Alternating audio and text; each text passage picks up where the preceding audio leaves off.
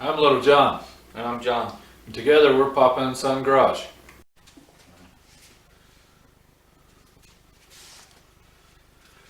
Alright, nuts.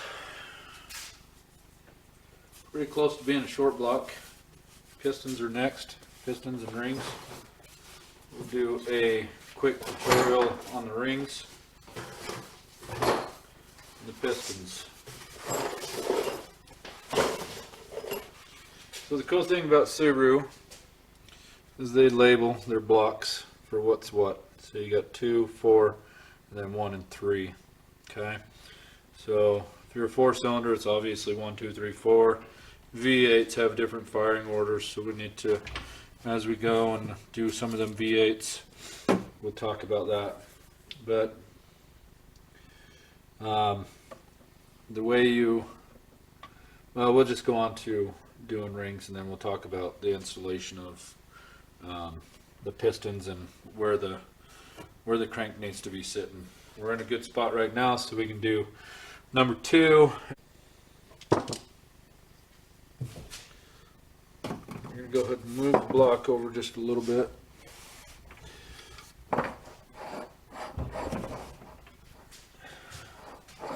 Trying to be extremely careful with the block because of the deck surfaces. I don't want to scar it or mess it up. Subaru's already notorious for head gasket issues, so we want to be as cautious as possible while moving this thing around.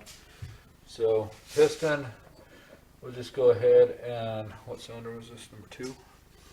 Yeah, number 2. We're going to go ahead and grab number 2. So if you look at your pistons, your orientation, you always got a mark for front. Sometimes there'll be an arrow, there'll be a dot. There are some manufacturers out there that aftermarkets, or not aftermarkets, but manufacturers that it really doesn't matter which direction on some of them, and that's not very many of them, but for the most part they're all marked. So we'll leave the back snap ring in.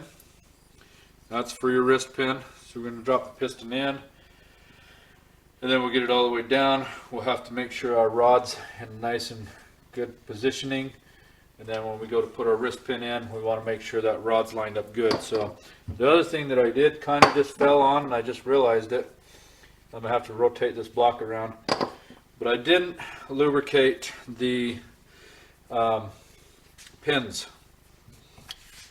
at the rods at the pins. So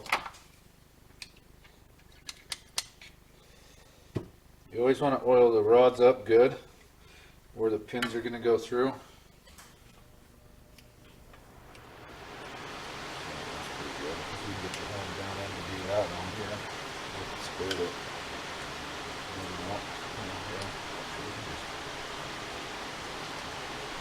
Lubricate that all around. Okay, so piston rings. Again, there's good high quality out there. These aren't bad. These are good, decent quality. That's a good stock replacement. You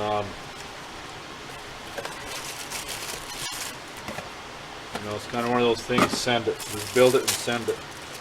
We'll. He's a young, dumb teenager, so he'll probably blow it up pretty early. Packages come with marked first. You can see it. I don't know if you can see it or not. Second, first ring, second ring. These are your compression rings. These are your oil rings. And these particular oil rings, the expander goes in first, then your scrapers. Okay. So you read up on all the pistons, how to install piston rings and all that. They're going to say don't spiral the rings on. That's not the right way to do it. Use a ring expander. Well, I kind of break all the rules with that. It's just building the engines I have all my years. So I look, it's going to be probably hard to tell, but you see the bevel on the ring. And I always put that up when they match together. So oil ring, I start out with front of the piston. Okay, put the expander right in the wrist pin, right in the middle of the wrist pin there. So sometimes it's kind of hard to see, so you always have to kind of open it up, look again. I'm right there where I want to be. Okay.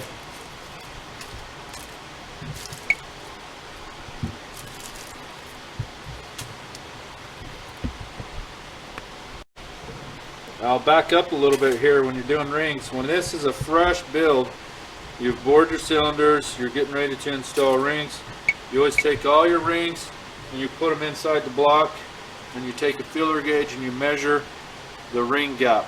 The ring gap is right here. Okay. It's supposed to be at a specific spec.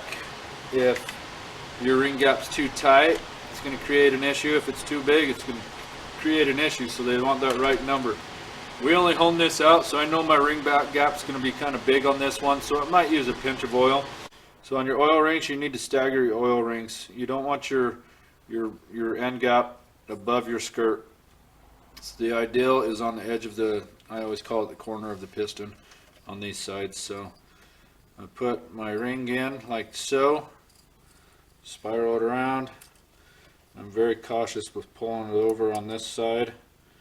Okay, so now I'm in. Well, I was about in. Darn thing's trying to pop up on me. Okay, so now I got it in the bottom. Take my second one, find my gap. I always put my gap up over here.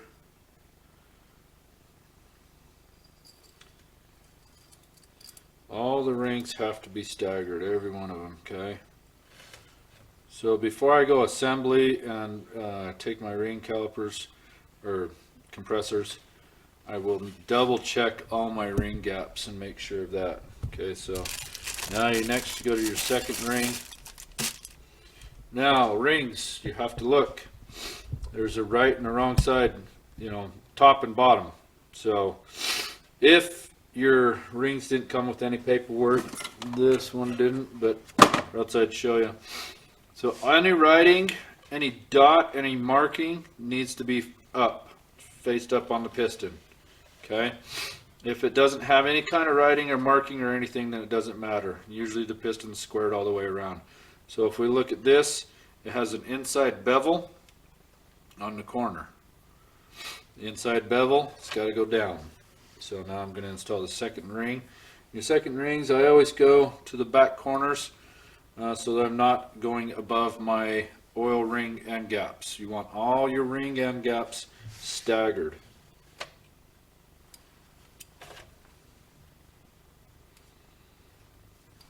So as I'm going on, I'm going to be very cautious. When I get over to this side, I pull it out and then I slide it down. Okay, now I'll wind up staggering it over that corner. Again, you don't want it over the skirt.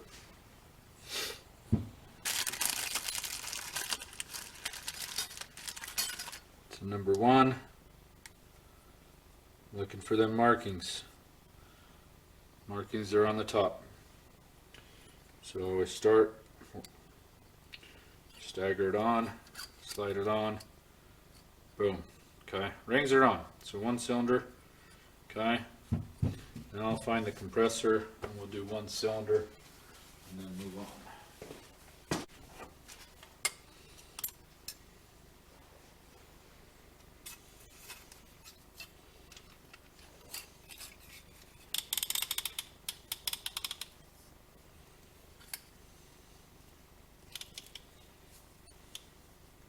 Nice and tight.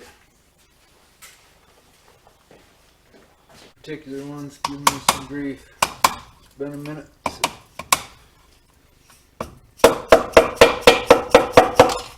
Okay, got her in. So now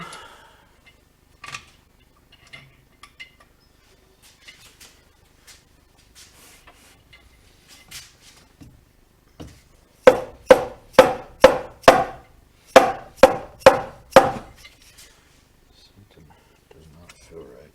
It's not. Fuck. I'm fucking it up.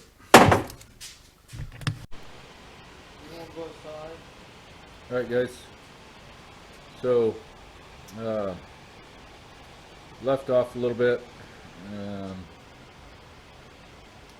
me installing pistons, and we're going to take a quick break. Installing the first piston, and I was talking about what not to do and how to not screw it up, and guess what? I screwed it up. So cylinder number 1. Is it cylinder 1 that we're working on here? I think it's 2. 2. My bad. 2. Cylinder 2. You can see that scuff right there.